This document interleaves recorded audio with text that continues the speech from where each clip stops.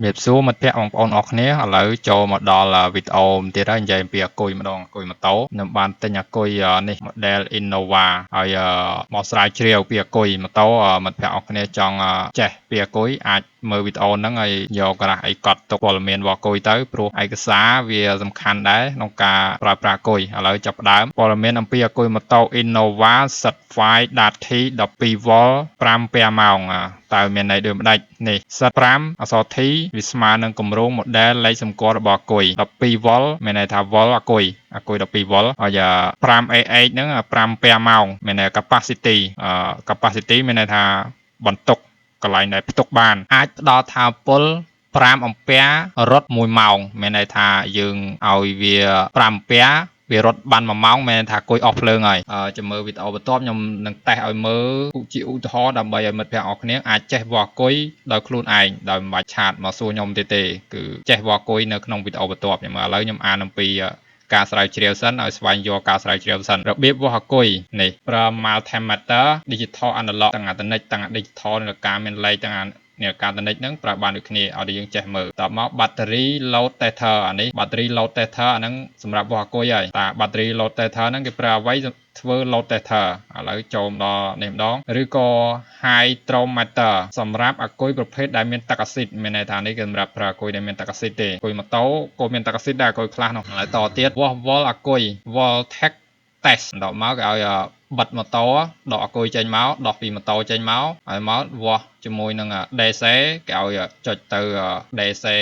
20V ឬក៏ចុច select យក DC ទៅអា digital ហ្នឹងតមកដោតបូកដកទៅត្រឹមត្រូវនេះដល់មកបើអគុយ 12.6V ទៅ 13V មានន័យថាយើងវាស់ឃើញប៉ុណ្ណឹង12ទៅ 13V មានន័យថាអគុយនឹងល្អតមកបើយើងវាស់ឃើញ 12V ទៅ 12.5 មានអាគុយកំពុងតែខ្សោយមានអាគុយនឹងវាស់ទៅឃើញខ្សោយឯប៉ុណ្ណឹងបើវាស់ទៅឃើញអាគុយនឹងក្រោម 12V មានន័យថាអាគុយខ្សោយឬខូចមានន័យថាអញ្ចឹងបើយើងវាស់ជាលក្ខណៈ volt អត់ទាន់តេស្ត load ទេអានេះតមក load test ភាសា load test ហ្នឹងអ្នកម៉ូតូប្រហែលជាអត់ទាន់សូវយល់ទេអាហ្នឹងខាង electronic បានយល់ឥឡូវចាំមើលខ្ញុំបន្ទាប់ខ្ញុំ load test ឲ្យមើលតើវាធ្វើ load ហ្នឹងវាមិនប្រើ battery load tester ឬ multimeter ប្រើ DC អាំពែ AMP mode អាហ្នឹងគេតែអាំពែ mode អានេះដាក់បន្ទុក load លើអាគុយបើអាគុយចុះក្រោម 10V ដោយស្វ័យ watt មានន័យថាអាគុយខ្សោយឬក៏ខូចហើយមានន័យថាយើងបន្ទាប់ពី load ទៅអាគុយធ្លាក់ volt 10V វាអត់មានធ្លាក់ម្ដង1 2 3អត់ធ្លាក់ទេយើងបន្ទាប់ពីតេស្តទៅ volt ធ្លាក់ដល់ 10V មានថាអាគុយខ្សោយខូចអាគុយនឹងអត់ប្រើការទេរបៀបពិនិត្យអាយុកាលអាគុយវិធីសាស្ត្រងាយពិនិត្យអាយុកាលថាមពលពេញលេញត្រួតពិនិត្យបរិមាណអាស៊ីតសម្រាប់អាគុយទឹកបើมันអាចដំណើរការម៉ូតូបានល្អអាគុយអាចចូលអាយុកាលអស់មានន័យថាវាអស់អាយុកាលម៉ូតូយើងដេតែចង់ឆេះនេះជាការស្រាវជ្រាវទេអាយុកាលហ្នឹងអក្សរវានេះអាគុយវាដាក់អក្សរ MS នេះMS ហ្នឹងអាយុកាលវា1ទៅដល់3ឆ្នាំអាគុយ A acid នេះប្រភេទទឹកហ្នឹងអាយុកាលវា1ទៅ2ឆ្នាំបើប្រើល្អបញ្ឆេះម៉ូតូច្រើនដាក់ឲ្យអស់ថាមពលស្ទើរមិនឃើញមានន័យថាយើងដាក់ទៅយើងអត់ប្រើអីទេថាមពលប្រើតិចតួចបំផុតកន្លែងហ្នឹងអាចប្រើបានយូរជាងនេះមានន័យថាយើងអត់សូវប្រើឬក៏ប្រើតិចតួចបំផុតមានន័យថាអាគុយហ្នឹងគឺប្រើបានយូរទម្ងន់អាគុយអានេះខ្ញុំសួរអំពីទម្ងន់អាគុយប្រភេទនេះមានទម្ងន់ប្រហែល 1.2 ទៅ 1.5 គីឡូបើចង់ដឹងច្បាស់វាឲ្យយើងថ្លឹងជាក់ស្ដែងសរុបមកអាគុយ 12V 5A ជាអាគុយ MS មានអាយុកាលប្រើប្រាស់ប្រហែល1ទៅ3ឆ្នាំត្រួតពិនិត្យអាគុយអាចប្រើ multimeter ឬក៏ load tester បង្ហាញដែលកាត់ឡើងអាគុយខ្សោយប្រើតិចច្រើនដាក់សាកមិនចូលអាចបដូរថ្មីការវាស់អាគុយ 12V 5A load ការប្រើប្រាស់ច្រើនអាគុយ 12V 5A មានន័យថាផ្ដល់ថាមពល 5A ក្នុងរយៈពេល1ម៉ោងមានន័យថាបើយើង load 5A វាប្រើតែ1ម៉ោងទេគឺវាផ្ដាច់ចរន្តហើយតើបើ load 5A 1ម៉ោង volt អាគុយនៅសល់ប្រមាណលក្ខណៈរបស់អាគុយជាទូទៅនេះ normal voltage ឬ cut off voltage អាគុយពេញថាមពលមានអាគុយសាកពេញគឺ 12.6 ទៅ 13V អាគុយប្រើបានបន្តិចគឺវាធ្លាក់ចុះអក្សរ12ទៅ 12.4 ទៅ 11.5 ហ្នឹងប្រើបន្តិចដល់អាគុយអស់គឺអាគុយនៅក្រោម 10.5V មានហ្នឹងអាគុយអស់ហើយអាគុយអស់ភ្លើងហើយយើងត្រូវការសាកហ្នឹង vol នៅសល់ 10.5 មានន័យថាអាគុយអស់ភ្លើងហើយយើងមិនអាចប្រើទៀតទេបើអាគុយថ្មីយើងវាស់ទៅឃើញ 12.6 ទៅ 13 នេះមានន័យថាអាគុយនឹងល្អតាមស៊ីភៅណែនាំរបស់អាគុយជាទូទៅបើប្រើ 5A 1ម៉ោងនឹងធ្វើឲ្យអាគុយអស់ស្ទើរពេញ 100% មានន័យថា បើយើងប្រើតេស្តអញ្ចឹងវាអស់ 100% កម្លាំងរបស់គុយនៅពេលអាគុយអស់ហើយ volt នឹងធ្លាក់ដល់ 10.5 volt ឬក៏10 volt មានន័យថា voltage វាគឺបានផ្ដាច់ប្រសិនបើអគ្គិសនីក្រោម10 volt អគ្គិសនីក្រោម10 volt អាគុយអាចខូចហើយត្រូវបដូរថ្មីមានន័យថាយើងវាស់ទៅឃើញ10 volt ក្រោម10 volt គឺអាគុយនឹងខូចហើយការធ្វើតេស្តពិត real load ប្រើ load ឧទាហរណ៍អំពូល laser 12 5A ដើម្បីទាញ 5A ប្រើ multimeter ដើម្បីវាស់ volt អាគុយ15នាទីនេះអាហ្នឹងគឺស្ដីយើងអត់ទាន់អនុវត្តទេបើ1ម៉ោងក្រោយមកអាគុយនៅ 10.5 volt ឬក៏11អាយុប្រើបានតទៅទៀតមានន័យថា1ម៉ោងយើងសាកតេស្តវា1ម៉ោងក្រោយមកអា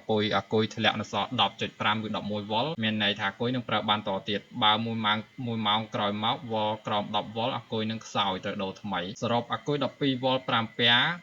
បើប្រើ 5A ក្នុង1ម៉ោង volt នឹងធ្លាក់នៅសល់ 10.5 volt ឬក៏10 volt ស្គាល់ថាអាគុយនឹងអស់ហើយមានន័យថាអាគុយយើងប្រើ 5A ក្នុង1ម៉ោង volt វាធ្លាក់អសល់ 10.5 ឬ10 volt មានន័យថាអាគុយអស់ភ្លើងបើក្រោម10 volt អាគុយអាចខូចហើយมันអាចផ្ដល់ថាមពលបានល្អទៀតទេដើម្បីវាស់ឲ្យបានច្បាស់អ្នកអាចប្រើ load tester ឬ multimeter ខ្ញុំសួរថាតើអំពូលអ្វីដែលអាចរត់បាន 5A ឲ្យ12 volt ខ្ញុំចង់សាកល្បងនេះតោះមកវាប្រាប់យើងមកអំពូលដែល load បាន 5A 12 volt មានដូចខាងក្រោមនេះអំពូល laser 60W ឬក៏ 65W 12 volt នឹងប្រើប្រហែលជា 5A នេះលេខសម្គាល់នេះលេខសម្គាល់របស់វាគឺ H លេខ4 12 volt 60 55W យូរទៅអំពូល laser ម៉ូតូឬឡានអ្នកអាចយកអំពូលសាន់យ៉ានអំពូលម៉ូតូអំពូលនេះហ្នឹង2 volt អំពូលថ្លាហ្នឹងរបស់ម៉ូតូឬឡានតមកកណនីយើងមើលរូបមន្តវាតាមហ្នឹងទៅអាហ្នឹងយើងរូបមន្តដែលវាយើងងាយកណនីអាហ្នឹងរូបមន្តហ្នឹងគឺយើងងាយកណនីដើម្បីឲ្យដឹងថាវ៉ាត់នឹងពែវាស្មើប៉ុន្មានហ្នឹងយើងមើលប៉ុណ្ណឹងទៅនេះ10ចែកឲ្យ12ស្មើ 5 ពែនេះពែហ្នឹងស្មើនឹងអក្សរ P ហ្នឹងស្មើនឹងវ៉ាត់អា VV ហ្នឹងតាំងឲ្យ volt អា PP ហ្នឹងតាំងឲ្យវ៉ាត់នេះវាយក60ចែក12ទៅឃើញ 5 ពែមានន័យថាអំពូល 60W ដល់យក 60W ចែកឲ្យ12 volt ទៅឃើញ 5 ពែតោះមកយើងដឹងថាអំពូល 60W ទៅ 65W ហ្នឹងគឺ 5 ពែយើងអាចយកទៅតេស្តអាគុយបានអំពូលរាត្រីអានេះ float light អាហ្នឹងជាលក្ខណៈឧទាហរណ៍ឲ្យយើងងាយស្រួលក្នុងរកអំពូលទៅតេស្តទេអាហ្នឹងវាប្រាប់យើងអញ្ចឹងយើងអាចកត់ទុកទៅព័ត៌មានហ្នឹងឯកសារហ្នឹងប្រើ LED 12 volt ប្រើ 50W ចំណាយប្រហែលជា 4.2 A មានន័យថាបើ LED 12 volt 50W វាបានត្រឹម 4.2 A ទេបើប្រើ LED 12 volt 60W ប្រហែលជា 5 A នេះប្រើបន្ទុកដៃឆ្លាតហ្នឹង Redstone load ហ្នឹងហើយវាដាក់ឲ្យយើងមានន័យថាការបកប្រែពេលខ្លះយើងតរៀនភាសាពាក្យបច្ចេកទេសខ្លះដែរបានយើងយល់ Redstone load ហ្នឹងហើយប្រើ Redstone 2.4 អូម 30W ឬក៏ 2.5 អូម 30W របៀបគណនានេះអស I នេះស្មើចរន្តណា V នេះស្មើនឹង volt អានេះចែកឲ្យR ស្មើអូមហើយតមក 12 volt មិញ12 volt ចែកឲ្យ 2.4 ទៅស្មើ 5 pea នេះឃើញ5នេះមានន័យថា Redstone 2.4 អូមហ្នឹងអាចរត់បាន 5 pea 2.4 អូម 30W នេះរត់បាន 5 pea បើសិនបើអាចសាក់បងត្រឹមត្រូវគឺយើងប្រើ Redstone 2.4 អូមតមកខ្ញុំសួរតមានន័យថាពេលភ្ជាប់ក្បាលគុយបោកដកឲ្យជាប់គ្នាវារត់បាន 5 pea មែននេះវាមានន័យថាយើងដាក់បោកដកទៅយកខ្សែភ្ជាប់គ្នាសតទៅហៅសត sequence អាហ្នឹងគេហៅសត sequence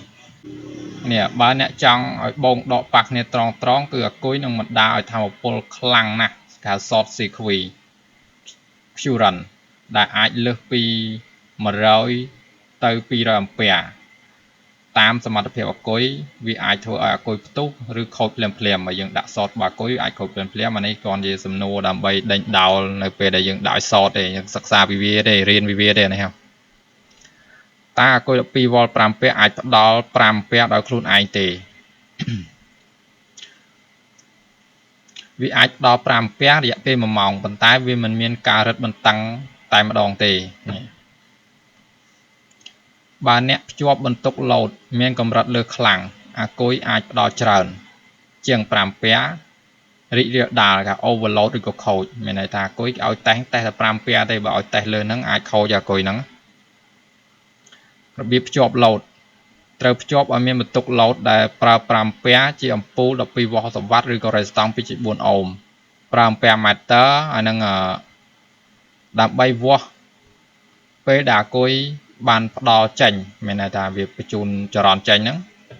ប្រើ voltmeter ដើម្បីវាស់12 volt ធ្លាក់ចុះមានន័យថាអាគុយកំពុងតែប្រើ volt វាធ្លាក់ចុះធ្លាក់សល់ប្រមាណតើអាគុយអស់ភ្លើងនៅរយៈពេលណានេះបន្ទុក5 អាំពែររយៈពេលវា1ម៉ោងអាគុយនឹងធ្លាក់ចុះក្រោម10 volt នោះបញ្ជាក់ថាអាគុយអស់ភ្លើងហើយមានន័យថាយើងប្រើ5 អាំពែរ1ម៉ោងវាត្រឹមត្រូវបើវាអស់ភ្លើងមានន័យថាអាគុយហ្នឹងវាស្ថានភាពល្អនេះបើអាគុយ12 volt នៅ 10.5 ឬក៏14 volt អាគុយមានស្ថានភាពល្អនេះឃើញអត់វាដាក់បកស្រាយមកអញ្ចឹងបើអាគុយក្រោម10 volt អាគុយអាចខូចឬផ្លាស់ប្ដូរមានន័យថាយើងប្រើ1ម៉ោង5 អាំពែរហ្នឹងគឺអាគុយគឺវានៅក្រោម10 volt មានន័យថា